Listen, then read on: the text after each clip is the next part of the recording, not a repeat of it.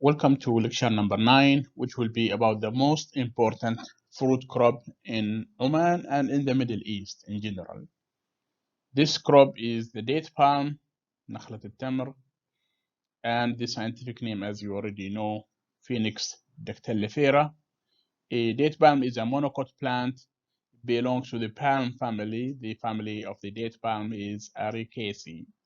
That's the family name of date palm. So date palm is the most important fruit crop in this country.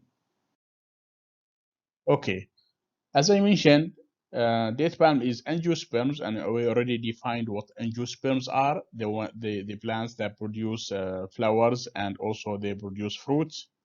So it's a group of plants that are flowering plants. They produce flowers and fruits.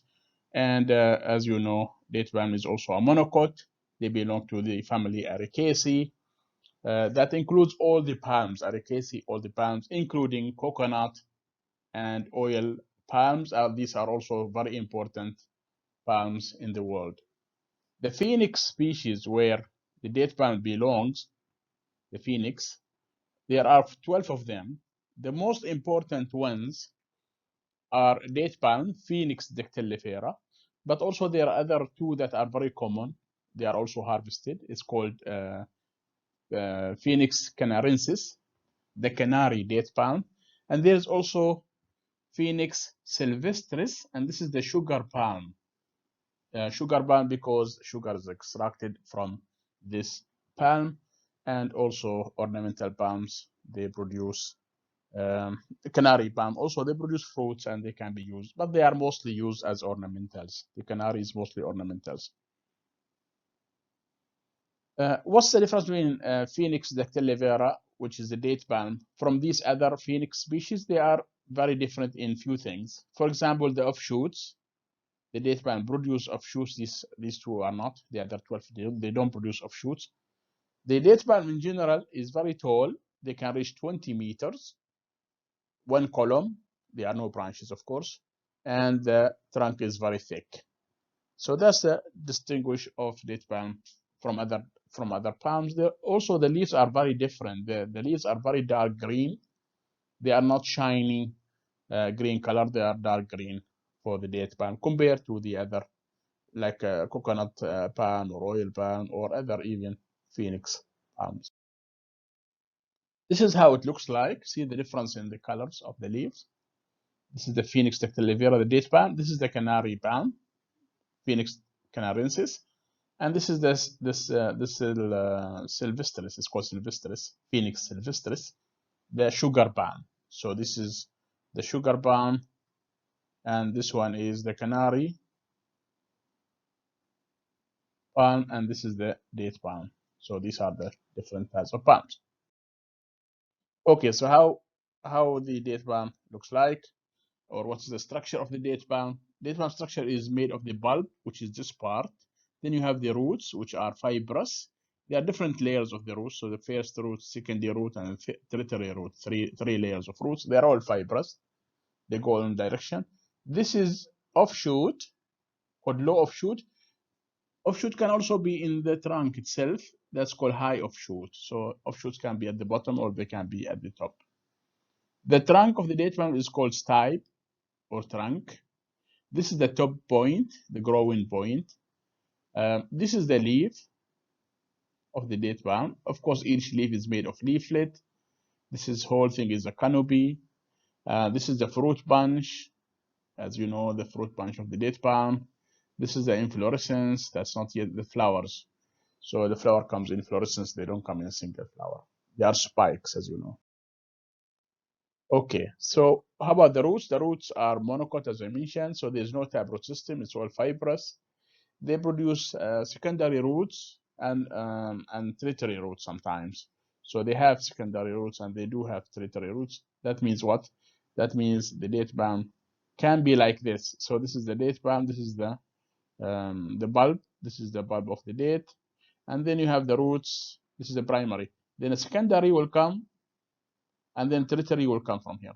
So this is the primary. This is secondary, and this is tertiary. This is tertiary, and this is secondary and primary.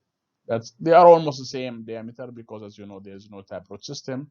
All the root system is fibrous root system, not taproot system, because they are monocot.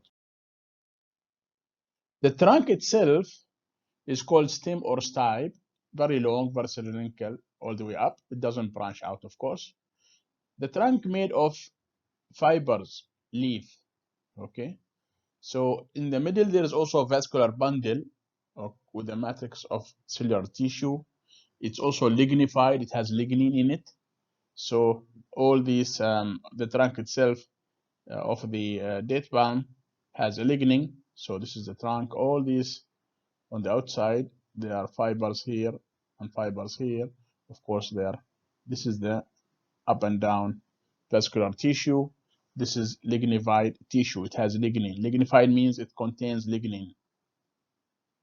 Lignin, which you put it in the microscope, it stains red.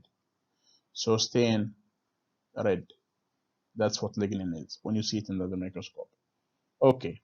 So the trunk of the date palm is of course not a dicot, so it doesn't contain any cambium. It doesn't have a cambium layer, so there's no cambium. No cambium, as we know, because that's only available in the dicots. The trunk is covered with years of old dry fronds, making it rough, but also it insulates the date palm from heat, so it doesn't lose water. It also protects it from insects and so on. The date palm has a terminal bud at the top called phylophore. This is the terminal bud here called phylophore. Its height can reach 20 meters. So the date palm itself, they are very tall. They can reach 20 meters. And the terminal bud itself is phylophore. Phylophore is usually on top here. This is where the phylophore is. I'll show you in the picture. So this is a vascular tissue. These are all vascular bundles here, all scattered throughout because they are monocots, of course, as you know from before, that monocots will have scattered bundles. And this is the fibers outside. And this is also a fiber basically covering the trunk all the way to the top. This is the old leaf bases, and this is the fibers. The fiber is inside, actually. This is a fiber, this is a fiber, but this is leaf bases, carp. This is called leaf bases. Okay, so again here, these are the leaf bases. So this is a leaf base, this is a leaf base, this is a leaf base, and the fiber is inside. You can see all of this is made of leaf bases. This is the leaf bases, this is the leaf bases that's cut, this is completely removed. These are the bunches of the fruits, and this is the frond, and these are the leaflets. So that's basically the stem of the date palm. You can see it's all along, straight, no branches, nothing. Okay, how about the leaves? The leaves of the date palm is very long, as you know. They can go all the way to 6 meters, so from 3 to 6 meters long. They live for about 7 years. They live from 3 to 7 years. So the leaf of the date palm lasts there for a very long time. The widest point, so this is the leaf actually. You know, this is the leaf of the date palm. Okay, so the middle part is the widest, so it looks like this, and so the middle part here is about 0.5 meters or 50 centimeters. Basically, it's 50 centimeters, so that's why it is very wide. The length of it can be the length of the palm leaf from 3 to 6 meters, so it's very long, and they survive in the date palm from 3 to 7 years. Okay, each date palm, the adult date palm, the mature date palm, will have about 100 to 125 green leaves. Every year, they produce 10 to 26 new leaves. That's how many leaves every year, 10 to 26, and they have about 100 to 125 green leaves. On average, 40% of the date palm are actually in the middle of the tree, white, 40% are inside, white colored. They are not yet forming chlorophyll. 10% is in the middle. They are very growing, converting from white to green.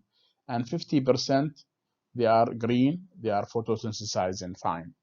So you can see that 50% are actually not photosynthesizing, 50% are photosynthesizing. This is the leaf. So what you see here is 50%. Where is the other 50%? Is in the middle. Some are white, some are changing from white to green. But what you see on the outside is all 50% of the total green leaves. They survive from 3 to 7 years. So this is the structure of the leaf. This is the petiole here at the bottom. This is the leaf base, of course, that's what we cut. And then this is how wide the leaf is. This is the width, which is about 50 centimeter or 0.5 meters. These are all leaflets, the small leaflets. This is the structure of the date palm. Here, there is a spinal area, spine area. You can see the spines here, shock. So this is a spinal area. You can see a lot of spines here. So that's, you have to be careful about this when you climb date palm because they can be very sharp. So these are actually, the spines are always in any plants, spines are actually modified leaves. Okay, yeah, they are just like the sepals and the petals. They are also modified leaves. So these are leaflets that are spines to protect the date palm. Okay, how about the flowers? The flowers of the date palm, because again, it is monocot, it's all multiple of trees. But also the date palm is dioecious. What does dioecious means? Dioecious means the male and female flowers are in two separate palms. So you have one palm that is male, and the other female plant include all the cultivars, khalas, khanezi, all these are all male. Okay, this is the female are all these cultivars, and the male is the source of pollen.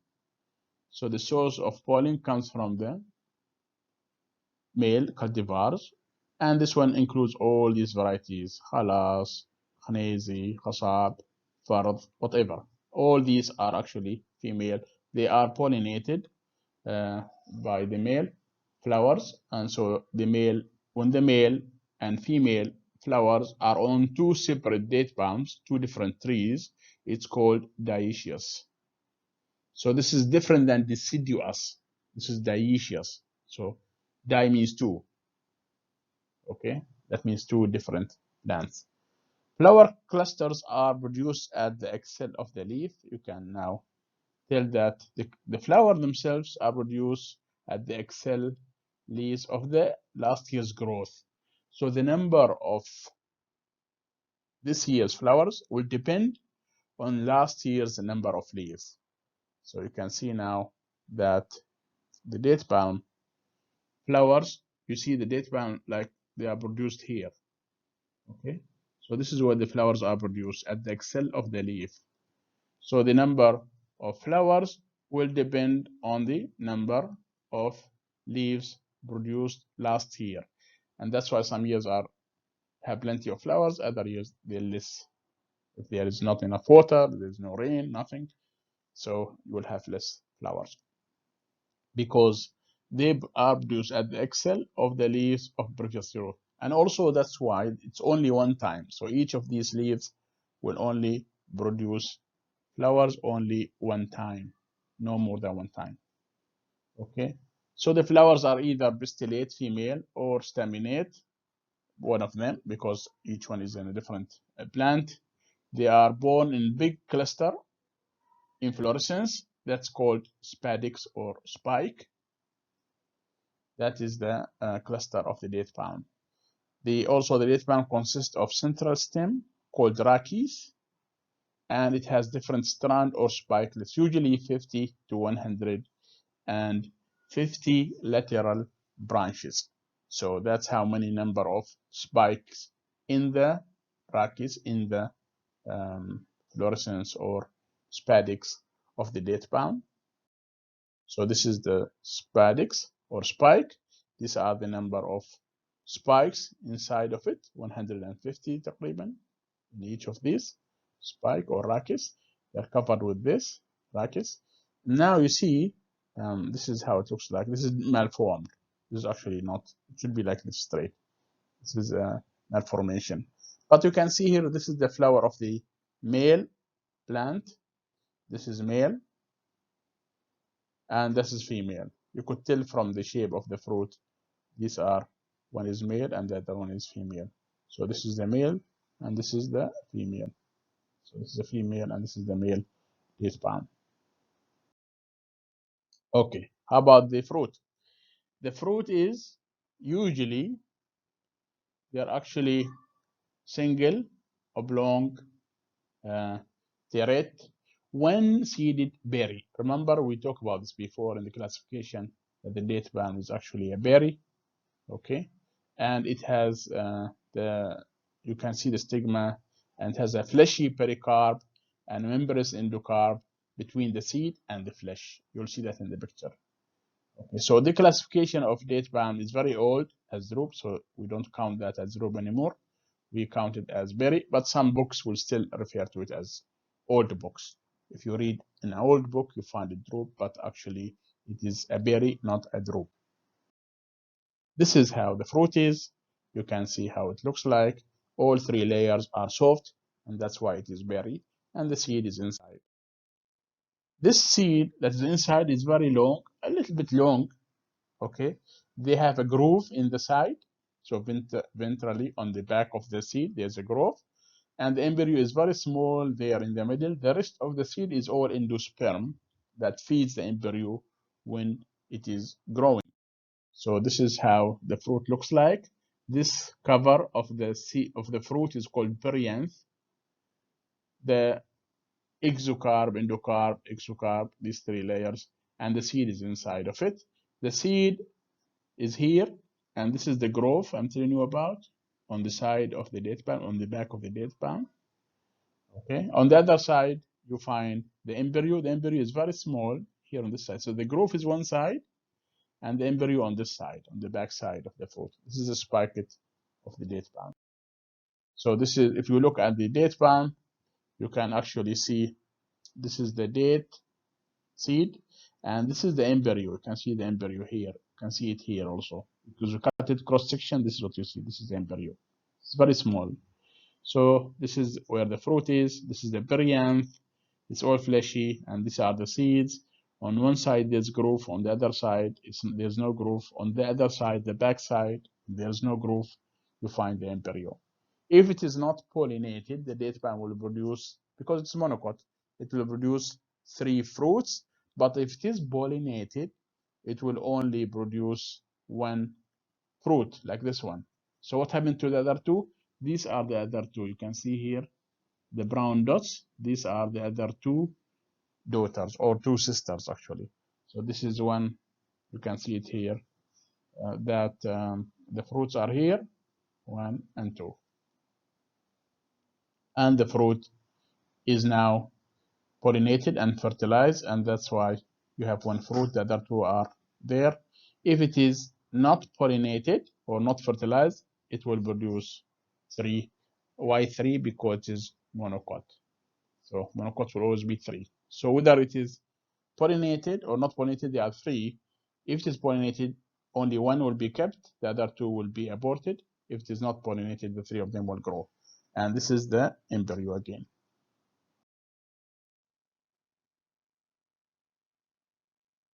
How about the origin of the date palm? Actually, the origin of the date palm is in the Middle East, but there is really not known origin. There are recent papers that shows that Oman is maybe the origin, because they found wild date palm in Oman, but that's not confirmed. This is only a study in UAE that says that, but it's not really confirmed. So we don't know what origin of date palm, but most likely it's in the Arabian Peninsula or probably around Iraq. That's the origin of the date palm. It has been there for such a long time, 6000 BC. So that's why they don't know the origin of it, because it's been cultivated for a long time. So most of the old wild is gone already. Okay, there is evidence. It is available in Eastern Arabia about 4000 BC. There is still like some evidence, archaeological evidence. مستحدثات وكذا.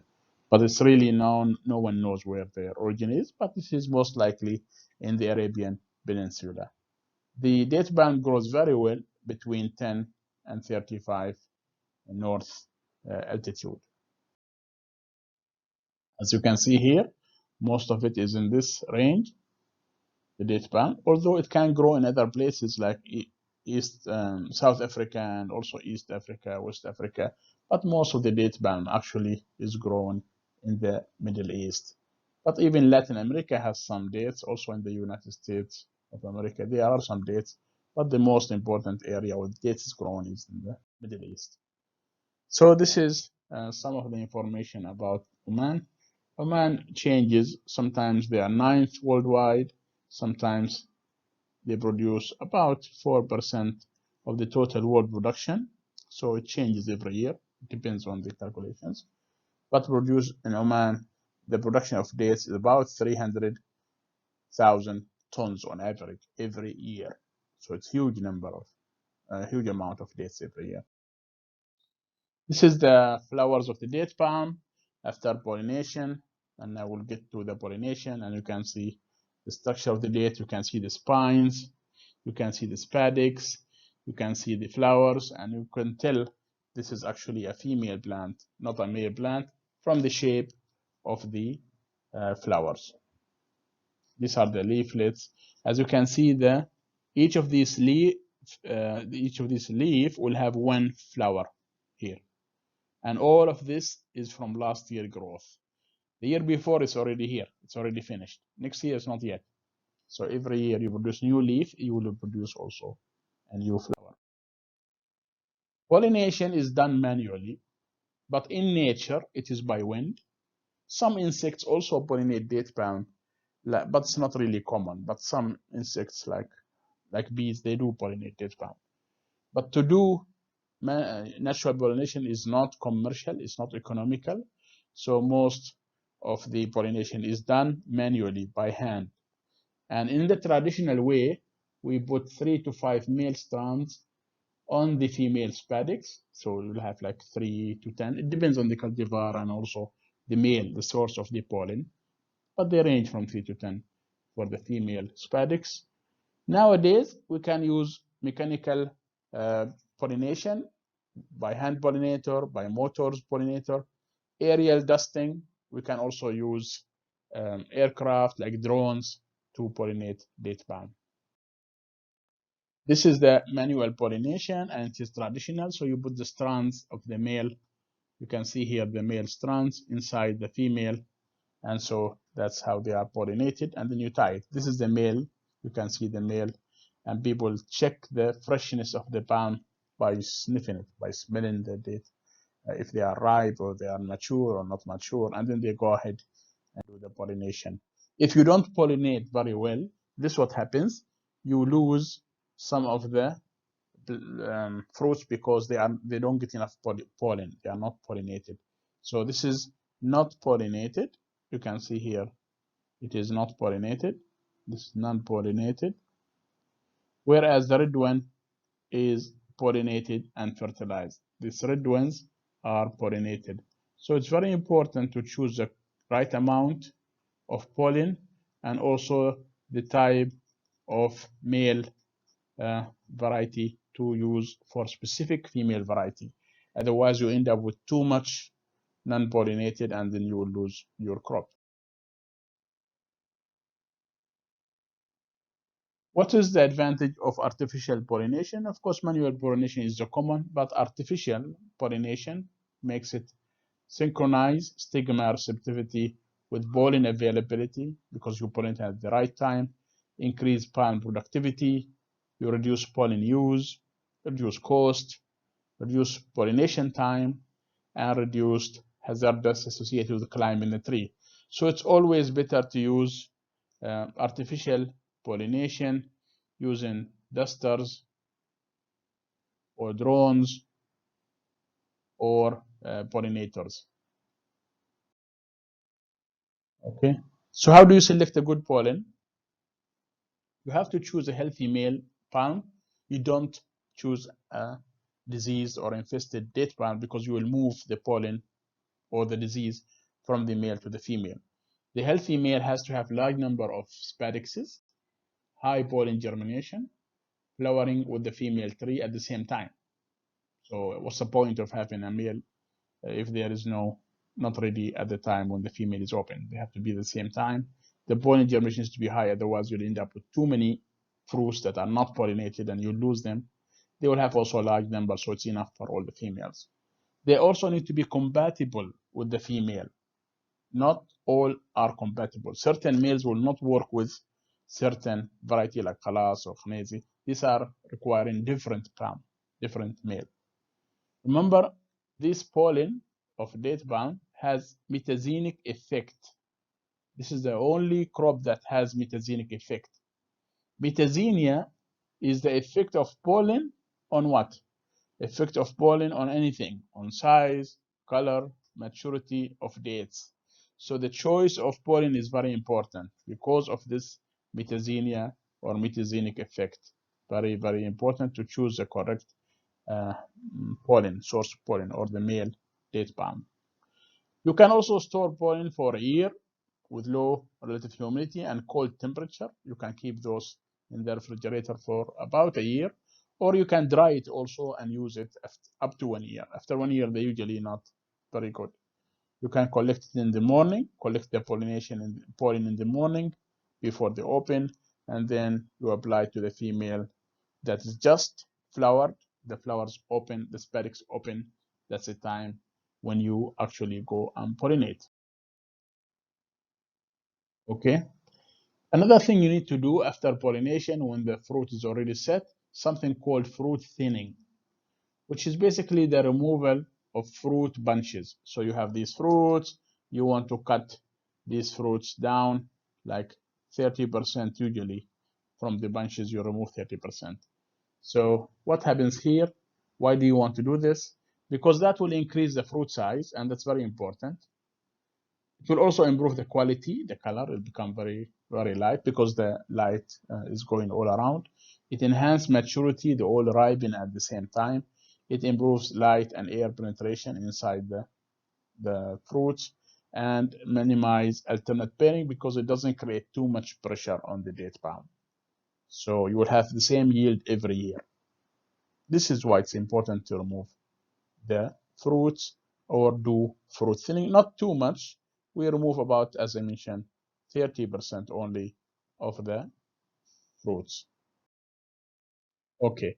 You can also remove the whole bunch if you have too many bunches. Okay, you remove some of them. You remove the strands or you shorten the strand.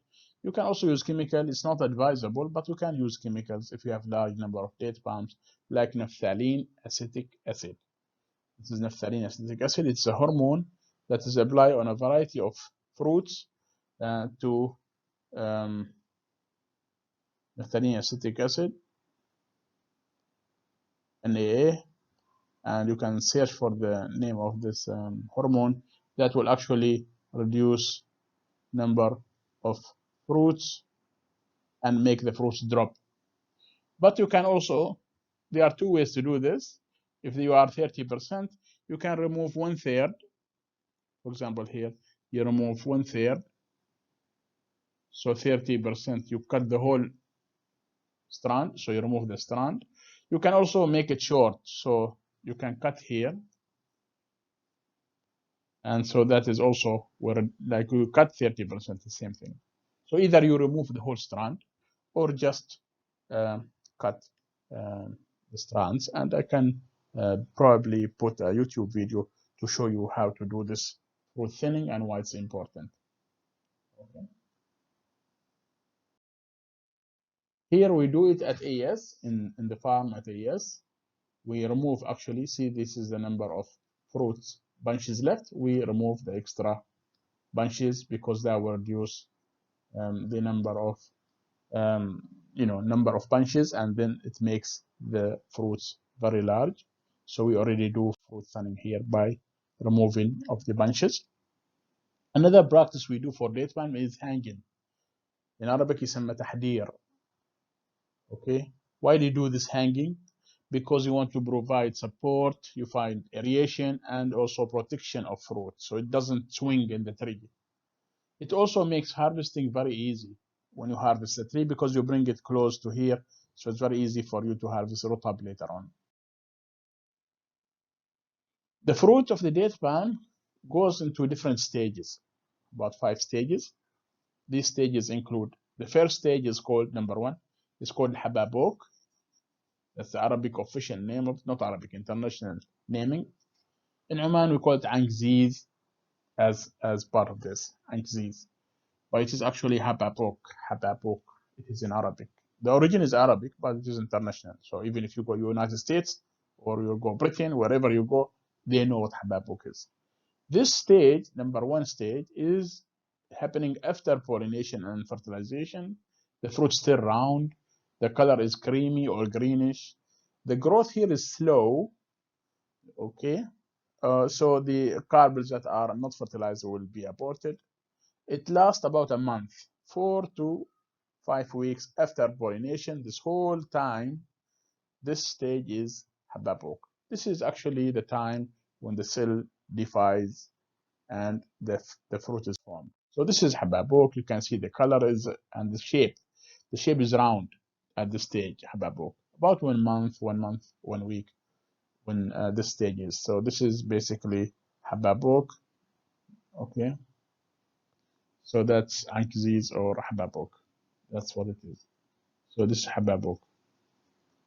So this is stage number 1. Okay. Stage number 2 is called Jamri or Kemri, and we call it in Oman Halal. Okay, Kemri is now, after 1 month, the fruit start to be longer and the weight will increase because division is already finished. Now cell enlargement already. The color become from cream light to greener.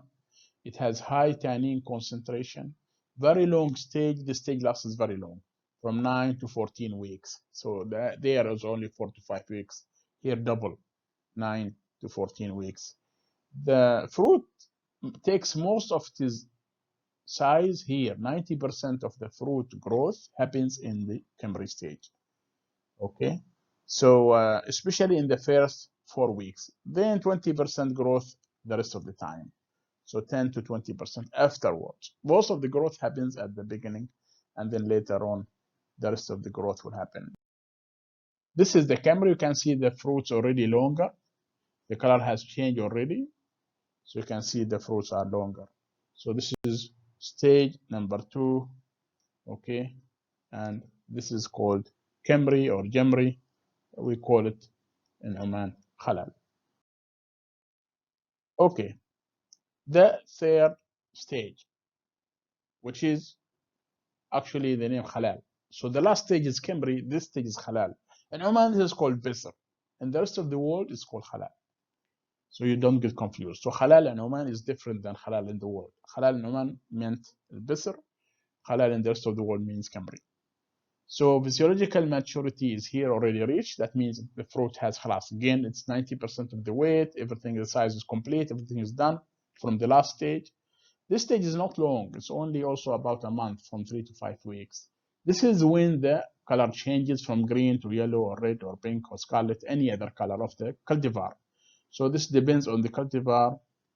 And so the change will color from green. After the last stage, this will be the new stage. Okay. So the weight will also increase slightly, not much, only 3 to 4%, because most of the weight already increased from the Kemri stage. There is accumulation of sugars. In the last stage, there was too much starch, and here sugars will start to accumulate, convert the starch to sugar. Most of the, like mebsli, okay, is cooked during this time, halal or bisr. This is about the only stage that you consume the dates as cooked dates, okay, mebsili, in a process called tabsil. So this is the stage that we use for tabsil, which is halal or bisr, when the fruit is usually changes color to completely yellow. as you can see here. That depends on the cultivar. This is the stage where the fruit is taking shape to red or to yellow, and it changes from green to these colors. And when they are complete their stage, this is in other countries called halal in Arabic, or in Oman يسمى بسر. Okay, the fourth stage is rutab, and we call it in Oman rutab. The world also call it rutab. So rutab and timr are actually the two stages when everyone call them rutab, and also they call them timr.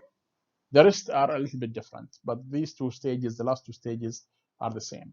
This is the time when the fruit is ripe and they change color. They become brownish at the tip. They actually start to lose weight because they start to lose water. Okay, and then the concentration of sugar is increasing because they are losing water. That's why the sugar, it becomes sweet because they are losing water. Okay, this is mainly harvested like khalas, khnezi, and nagal, and all these. This is when they are consumed. They are not for storage. This is for direct consumption. This also depends on the cultivar. They usually go from 2 to 4 weeks for this particular stage. And this looks like, you can see now, this is khalas, this is khnezi, and this is fard. All these are rutab. All them, this is at the rutab stage, as probably most of you know what the rutab stage is. You can see now the color at the end changes to dark or light honey color. Okay, and they lose water. That's why they lose weight. This one will have more weight than this one because this one has not yet started. Um, it hasn't started yet the ripening. It's not rutab yet. This is still bisr or halal, but this one is already rutab. The last stage, fifth stage, is called tamr, and it's called tamr everywhere. Few people call it suh, but it is actually tamr everywhere, worldwide. So this is the final stage. This is when the fruit is completely dark brown, okay, and the whole fruit is flesh. It's not crunchy anymore. The fruit has lost most of the water, and most of the sugar is already accumulated in this stage.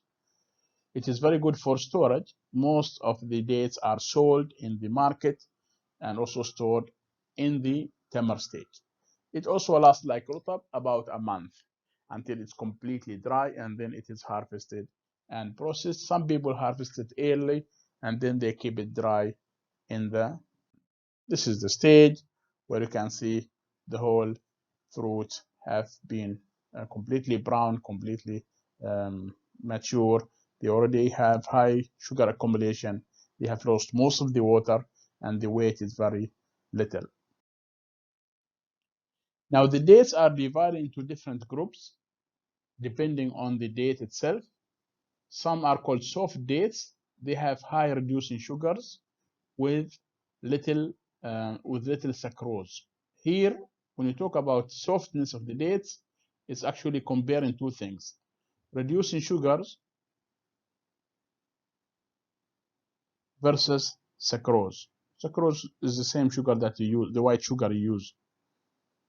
This is the white sugar actually that you use at home.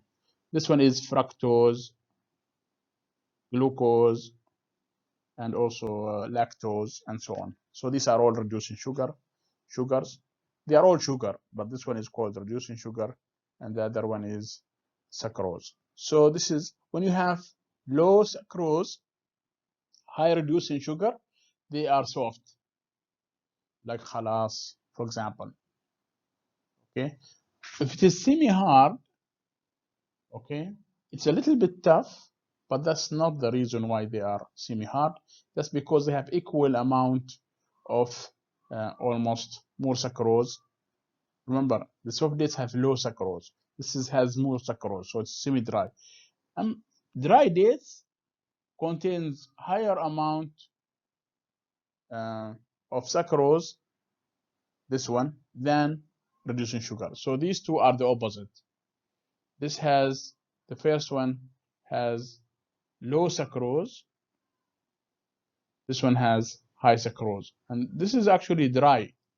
Also, they are dry. They feel dry.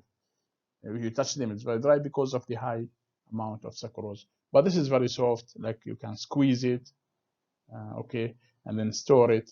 And this is because of the low amount of sucrose in it compared to the reducing sugars.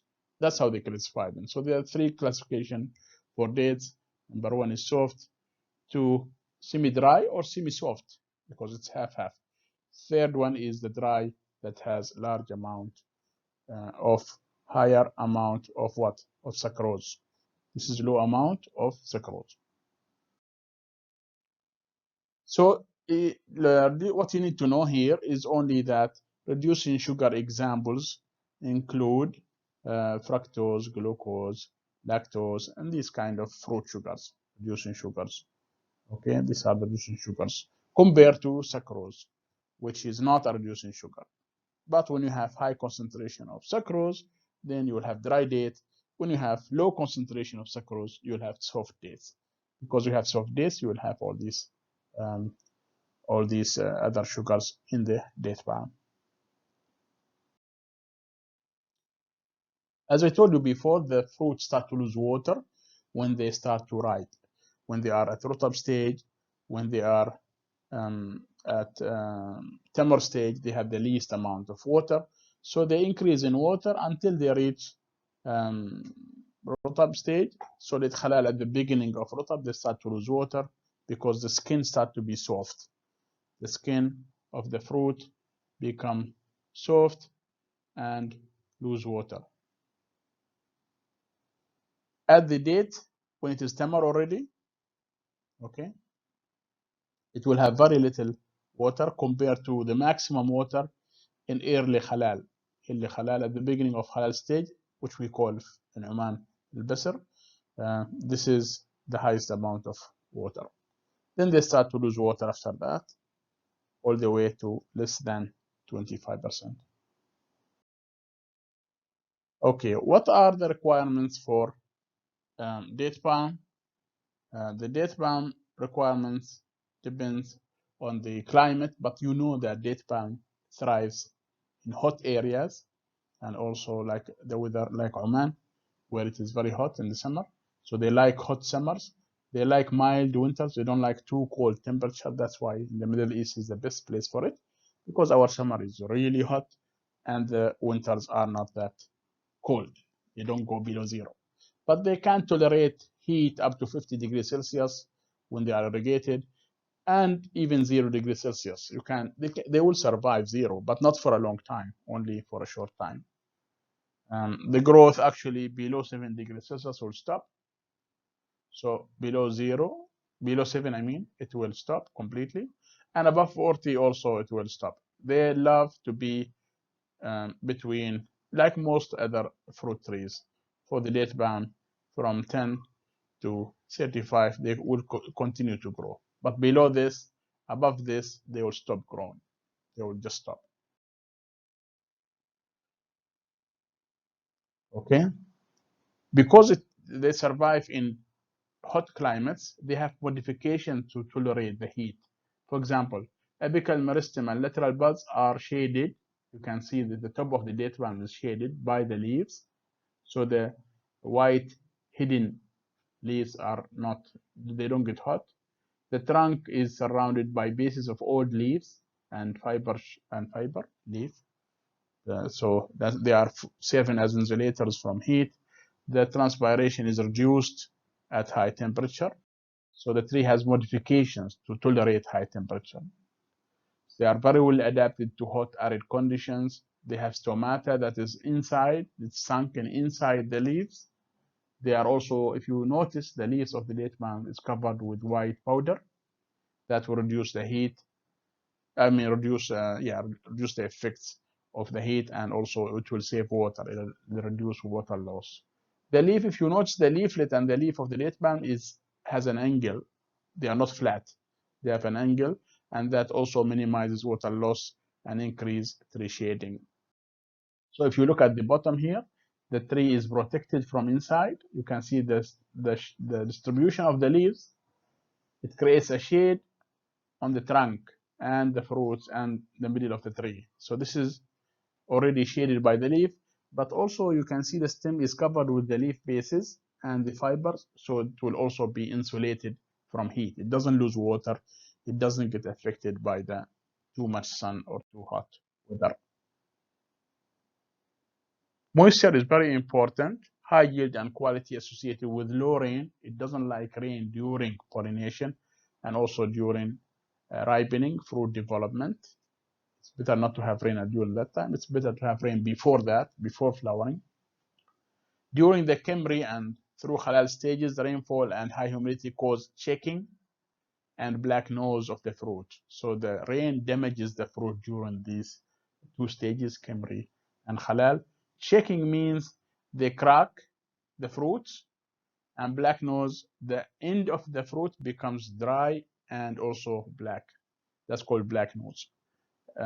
Checking, you can see there are lines in the fruit, and that's because of humidity. During rotab and tamar, fruit damage from splitting and rotting because you have high humidity or you have high rain that is damaging to the fruit. So moisture is very important, and that's why most of the good cultivars are actually grow in hot areas away from the coast, away from where the moisture is.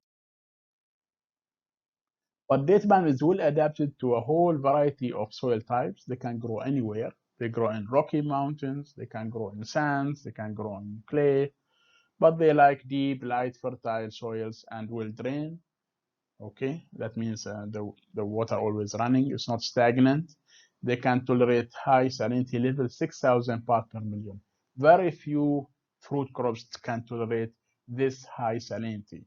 Only date palm can tolerate too much salinity like this one.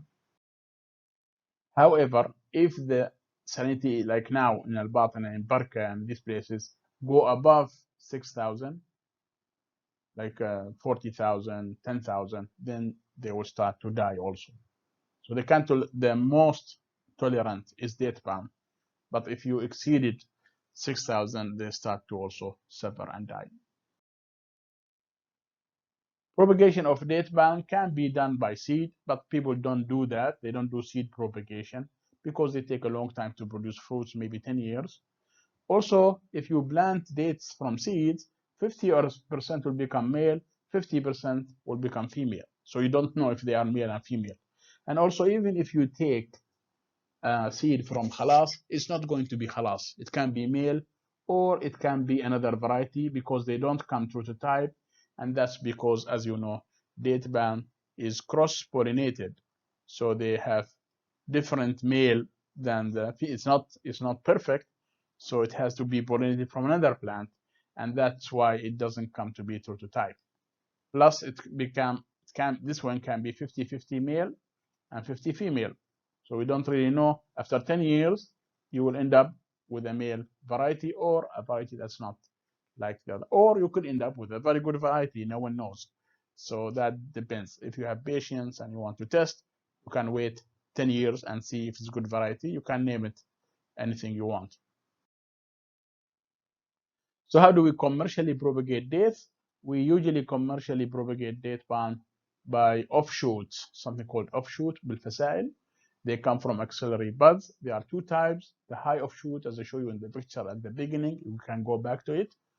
You can induce the rooting of this offshoot before you plant it, or most commonly this one, lower offshoot, which has already natural roots in the soil. Usually the best shoot is wide 20 to 35 centimeter, and they can reach 14 to 45 kilograms. So they have to be large offshoots that can be cultivated. The most other common method is tissue culture. As you already know, tissue culture is the most common method of propagating fruit crops, especially date palm. In Oman, the tissue culture lab inside Jamah in Bahla is the place where most of the date palm is propagated by tissue culture. So this is the offshoots. You can see these offshoots are lower offshoots. These are good size. They can be taken out and planted. There are also high offshoots like one here, and this offshoot can also be used for propagation. So this offshoot is also good. Okay, the lower offshoot. here. And here you have the tissue culture date palm. Usually the problem with tissue culture, it takes about 2 years to from start to finish. So it takes a long time to produce a tissue culture date palm, but it can be, it's the most common and sure way to propagate date palm. The orchard of the date palm, in planting, you need to have a space. It depends on how wide the spacing is, but usually in dry climates, about 8 meters, some in poor soils, but in good fertile soils where you have irrigation fertilization, it's best to have it 10 meters between date palms. So it's like they range from 8 to 10 meters usually. They can be intercropped, as you already know, in many traditional farms. They can be intercropped with citrus and bananas. And if you are going to do that, you need to have more space. So you leave like 12 meters between tree and tree. And the dates are planted usually in deep holes, one by one by one, in heavy soils, like clay soils, so that you have room for the roots, and the roots can penetrate deep in the soil. Otherwise, when the wind comes or hurricane or cyclone, they will be toppled. So the best thing to do is plant it in deep soils, in heavy soils, in clay. Heavy means clay soils. Okay, that's where you grow it. In sandy soil, you don't need to do that because the roots will grow deep anyways. So the shoot, when you do this, you don't flood the shoot tip, otherwise the plant will be killed. This is one by one by one. So the depth is 1, the width is 1. So this is 1 by 1 by 1. And this is where you plant the date. As you can see, it's watered, but when you water it, don't flood the shoot tip, otherwise you are killing the plant.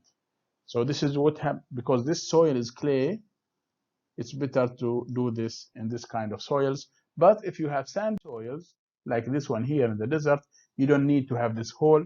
You can plant them right away. But you can see here they are protected from the heat because this is a desert. This is a desert climate. So they are protected with these dry leaves to protect the date palm from heat. So if you are planting in clay soil, heavy soil, you dig a hole. If you are not, if you have sandy soils, you don't need to dig a hole. The roots will grow on their own. For irrigation, because usually date palm is grown in hot climates, they require irrigation.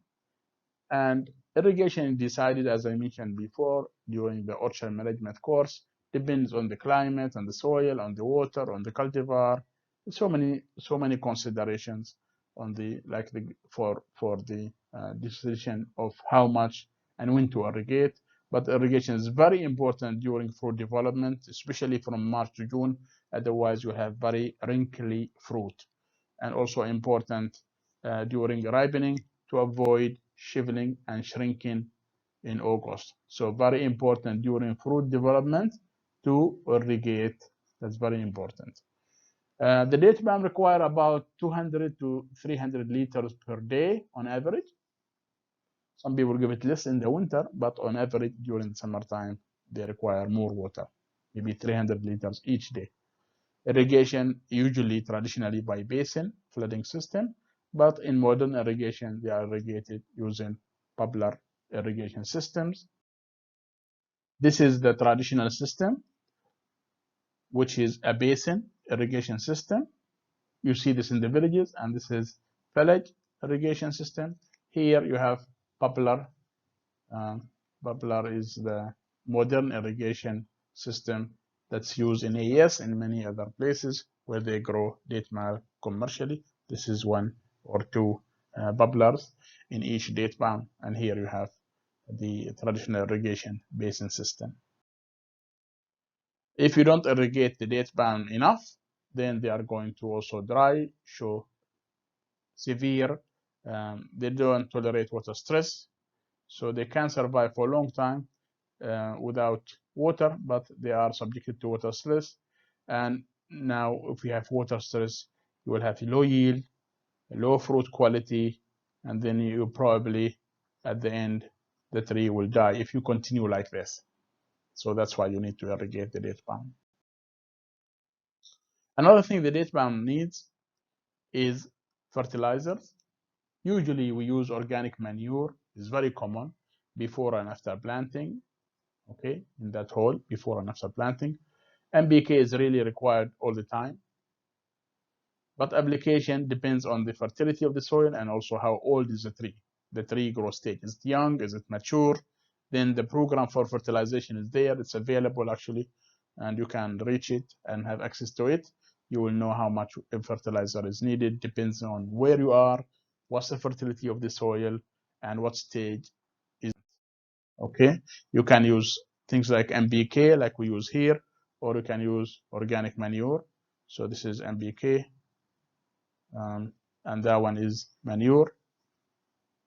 So it's very common actually to use these different types of fertilizers, NPK, or this one is manure, cow manure, for both mature trees and also young trees. As I mentioned, the program depends on the soil and also on the stage of growth of the plant.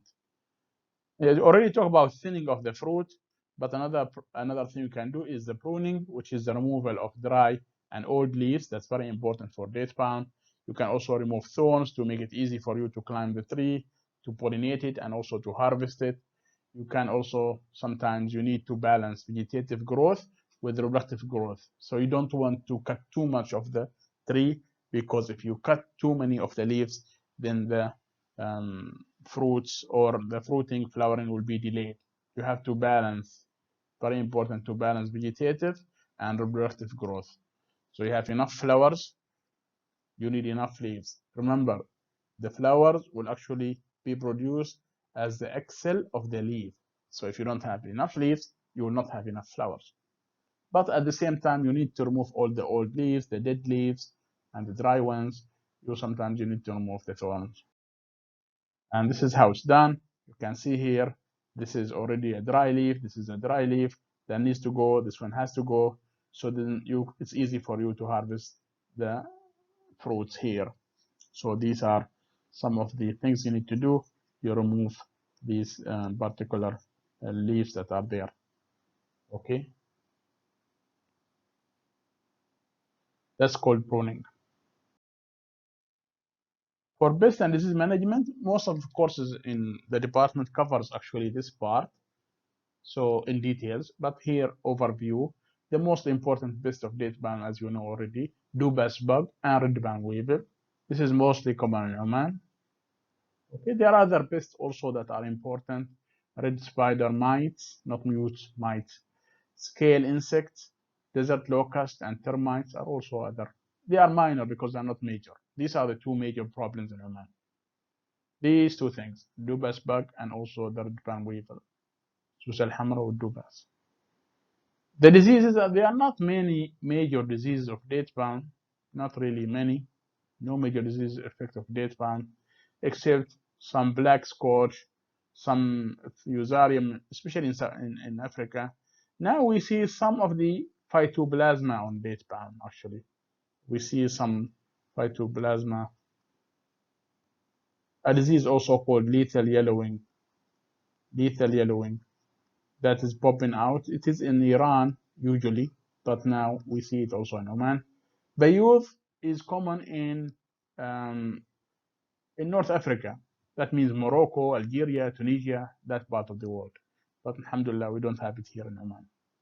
To manage all this, you need integrated pest management, and that's the best approach. So far, they have been spraying dubas with pesticides and also isolating areas where you have red band weevil, but integrated pest management is the best approach for managing diseases of date palm.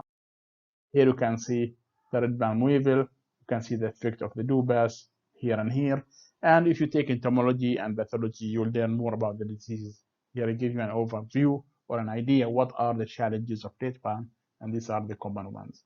This is Bayouth that you see in Algeria and Tunisia. So this is perhaps the longest lecture in the class. It is the most important crop, and that's why we want to go into as much details as we want on date palm. but all of this is very little information. There's still plenty of information on date palm available in the other resources in books. I'll try to put to you some of that information. For now, this is what you need to do about date palm for the purpose of this course. Good luck to you, and let me know if you have any questions. Thank you, and goodbye.